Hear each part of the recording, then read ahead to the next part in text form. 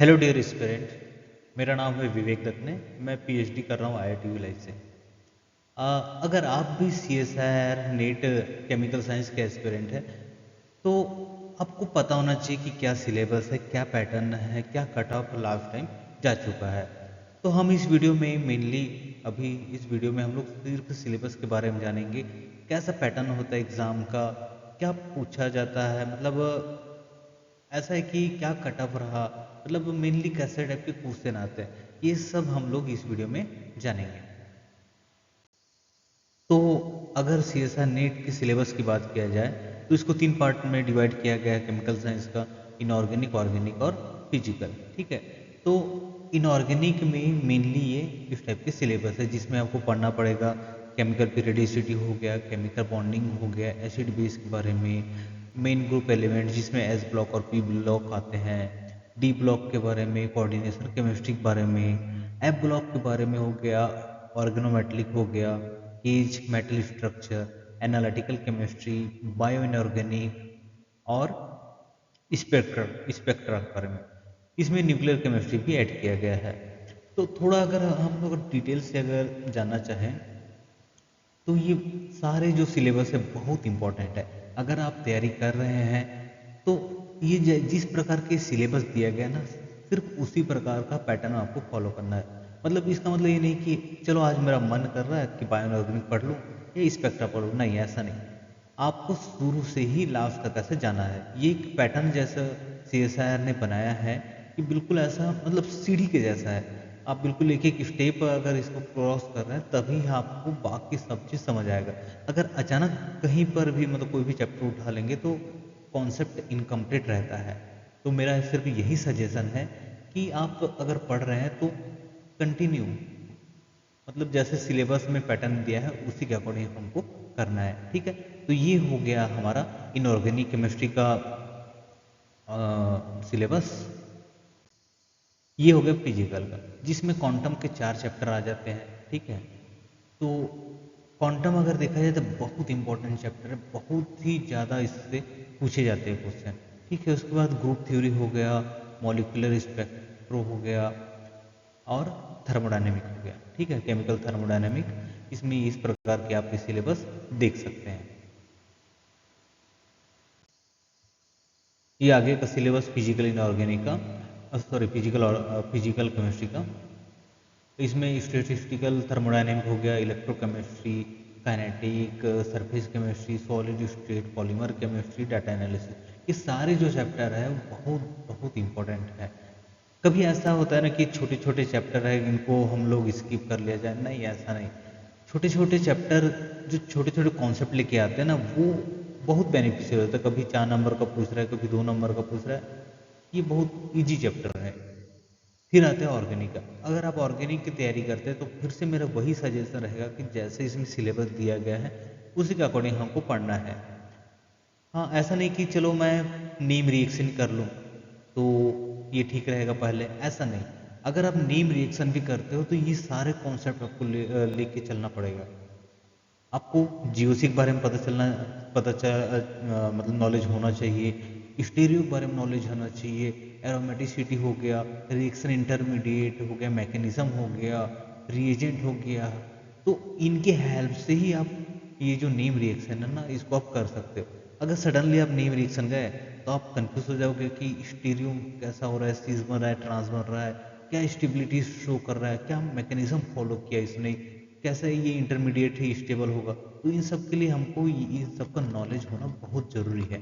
ठीक है। तभी हम क्या कर पाएंगे कि पार्टिकुलर कोई भी केमिकल रिएक्शन हम इजीली सॉल्व कर सकते हैं। बच्चों को मेनली जो टफ लगता है ना सब्जेक्ट वो होता है ऑर्गेनिक केमिस्ट्री। क्यों? क्योंकि उनको बेसिक पता नहीं है कि कैसे, मतलब जो बेसिक जैसे जीओसी हो गया, स्टेरियो, ये उनको स्किप कर देते हैं और सीधा आ जाते हैं रिएक्शन पार्ट में। फिर वो कंफ्यूज हो जाते हैं कि ये रिएक्शन हो कैसा रहा है, कैसे प्रोडक्ट, यही क्यों प्रोडक्ट आ रहा है, ये रिएजेंट क्या यूज़ हो रहा है। तो मेरी सजेशन ये है कि आप जो भी करो तो उसको हम बिल्कुल एक पैटर्न के साथ करना है। ठीक है। ये आगे का सिलेबस जिसमें आपको ऑर्गेनिक सिंथेसिस के बारे में जानना है, एसिमेट्रिक सिंथेसिस, पेरिसाइक्लिक रिएक्शन। हाँ, एक पेरिसाइक्लिक रिएक्शन से एक याद आ गया, अगर पेरिसाइक्लिक रिएक्शन पढ़ रहे हैं, सिर्फ इसमें ये नहीं कि इलेक्ट्रोसाइक्लाइजेशन साइक्लोएडिशन, मतलब हम पेरिसाइक्लिक रिएक्शन के बारे में पढ़ेंगे, इसमें सारे कॉन्सेप्ट आते हैं। सिंपली एग्जांपल अगर देखा जाए तो स्टीरियो, ये सीसी क्यों बन रहा है, ट्रांसी क्यों बन रहा है, हर चीज़, हर मैकेनिज्म, ये सब हमको साथ में लेकर चलना होगा, तभी हम क्या करेंगे, कोई भी जो केमिकल रिएक्शन आता है ना ऑर्गेनिक का, हम लोग उसको ईजिली हम लोग उसको सॉल्व कर सकते हैं। ये हाइड्रोकेमिस्ट्री का हो गया, ये नेचुरल प्रोडक्ट जिसमें हम लोग एमिनो एसिड के बारे में पढ़ेंगे, कार्बोहाइड्रेट के बारे में पढ़ेंगे, ये सब इसमें पढ़ना पड़ेगा। और ये कुछ जो बेसिक पोर्शन है ऑर्गेनिक स्पेक्ट्रा का, जिसमें हम लोग आईआर हो गया, यूवी हो गया और एनएमआर हो गया, मास स्पेक्ट्रोमेट्री हो गया, ये सब हमको इसमें पढ़ना पड़ेगा। ठीक है, तो आई होप आपको ये सिलेबस समझ आ गया होगा कि इसमें हमको क्या करना है। ठीक है, आपको क्लासेस डेली मिलते जाएंगे। हाँ, अगर मैं क्या बोलते हैं कटअप की बात करूँ मैं, तो ये रिसेंटली कटअप है 28 जुलाई 2025 का। ठीक है, तो इसमें कटअप CSI ने जारी किया है, जिसमें JRF का कटअप है और असिस्टेंट प्रोफेसर का, जिसमें आप सब्जेक्ट वाइज और कैटेगरी वाइज आप अपना कटअप देख सकते हैं। अगर आप OBC में से बिलोंग करते हैं तो आप देख सकते हैं केमिकल साइंस का कितना परसेंटेज है, 43.75, मीन्स आपको लगभग 90 मार्क्स बहुत ही सटीक था आपके JRF के लिए। ठीक है, और जैसे ये हो गया जनरल की हो गया, EWS का हो गया, SC ST PW, इसके अकॉर्डिंग आप अपना कैटेगरी वाइज कटअप देख सकते हैं। ये एलिजिबल किसके लिए है, असिस्टेंट प्रोफेसर के लिए है कि कितना कटअप को मांग रहा है, मतलब इस कैटेगरी में इस परसेंटेज अगर ला लेते हैं आप, तो आप इजीली इस, जैसे जनरल का हो गया है ना, तो 91 to 3 ऐसा मार्क्स अगर आ जाता है तो आप AP के लिए एलिजिबल है। हाँ, अब बात करते हैं हम लोग एग्जाम पैटर्न के बारे में। तो देखिए, इसमें 3 पार्ट में आता है, जिसमें पार्ट ए में 20 क्वेश्चन आते हैं, जो मेनली मैथमेटिकली कॉन्सेप्चुअल क्वेश्चन होते हैं, बहुत ईजी होते हैं। ठीक है, तो इसमें कितने क्वेश्चन आते हैं, 20 क्वेश्चन आते हैं, जिसमें आपको अटेम्प्ट करना है सिर्फ 15, मतलब आप 20 में से 15 क्वेश्चन अटेम्प्ट करेंगे, तो वो भी बहुत ईजी होते हैं, और वो कैरी कितना मार्क्स करते हैं, 2 मार्क्स ईच।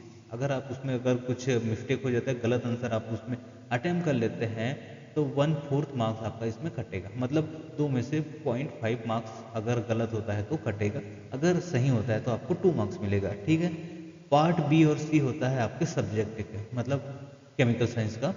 तो पार्ट बी में आपको 40 क्वेश्चन मिलेंगे, जिसमें आपको 35 क्वेश्चन अटेम्प्ट करने होते हैं। Each question carry 2 marks. अगर गलत क्वेश्चन, मतलब अगर गलत आंसर अगर उसमें टिक कर लेते हैं, तो 0.5 मार्क्स उसमें कटेंगे।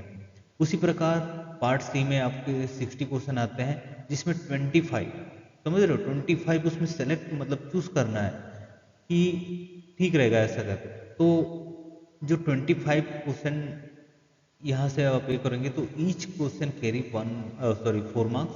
और अगर आप उसमें से अगर गलत आंसर सेलेक्ट कर लेते हैं, तो आपको 1 मार्क्स कटेगा। तो इस प्रकार से 25 इंटू 4 हो गया 100, 35 इंटू 2 हो गया 70, और 15 इंटू 2 हो गया 30, तो टोटल कैरी 200 मार्क्स। ठीक है, इस प्रकार का ये होता है। तो ज़्यादा घबराने की बात नहीं है कि कैसा क्या है, इसमें बहुत इजी क्वेश्चन आते हैं। बस एक मन में एक डर बैठ जाता है कि हाँ CSIR है, ऐसा है वैसा है, तो कुछ नहीं है ऐसा।